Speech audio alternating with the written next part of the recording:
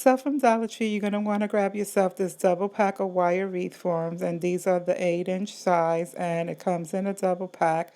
You're also going to grab yourself a bunch of duster buddies, and they come 2 per box, and it says 3 because they're including the handle, but I bought an abundance because I wasn't quite sure how many we were going to need for this project. You're also going to want to get yourself one of these MDF decor signs, and what I'm showing you here is that it did not come with this design pattern on the bow. This was a leftover piece of buffalo check scarf that I glued on that I had left over from another project.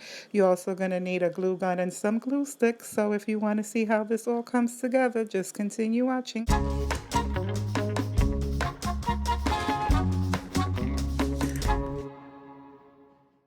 So I feel like there's no right or wrong way to doing this. However, if you do have a better method to doing this, by all means, do it your way. But for now, I'm just showing you here that I'm going to be utilizing this little tab insert that it came with. And I'm just going to wrap that on top of the first bar. And I'm not even gluing anything down. I'm just going to tuck that piece of duster into the second bar and then bring it out the other end. And that's it. I'm holding it in place there. And then I'm going to take the next duster and I'm going to use that same tab part to adhere it to the one before it. So in other words, I'm going to be attaching the dusters to one another as opposed to gluing them onto the wreath form itself. So now that I have a sense of direction as to where I'm going to be attaching it with some glue right on top of that little tab and placing it on the duster that's before it and attaching it to that wreath. So moving forward, we're going to continue this method until we reach our starting point, in which case I wanted to show you that we never did glue down our first duster. I clipped it here with this clip as I'm showing you. So all we're going to do is continue until the two ends meet, glue them together, and that's how we're going to make our form. So once again, we're going to be utilizing this little tab by adding the glue directly on it to fuse it together with the duster that's before it and continuing in that pattern until we reach the end, making sure not to burn our fingers. I'm using my scissors as you see here because this glue is really hot.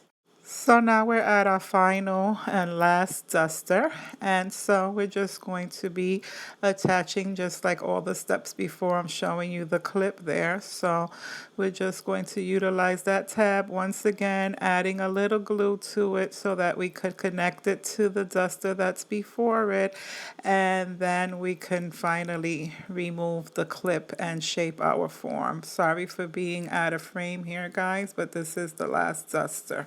So now that we have it to where we could finally remove that clip and we can fuse the two pieces together, we're going to utilize that tab that was being held together with the clip, and then we're just going to glue it together so that the form could be complete. Sorry for being a little out of frame, but I'm trying not to burn my fingers. I'm using my scissors so that it could adhere and not have to burn my fingers. So this is what we should be left with. And if you see that there's any sparse, areas in the back or what have you, and you're not happy with it, you continue to fluff and glue the areas that are exposed. So you're just gonna take, that's the beauty of this dusters. They're very forgiving. So not that anybody's gonna really inspect the back, but because, I'm just meticulous that way, I'm going to continue going around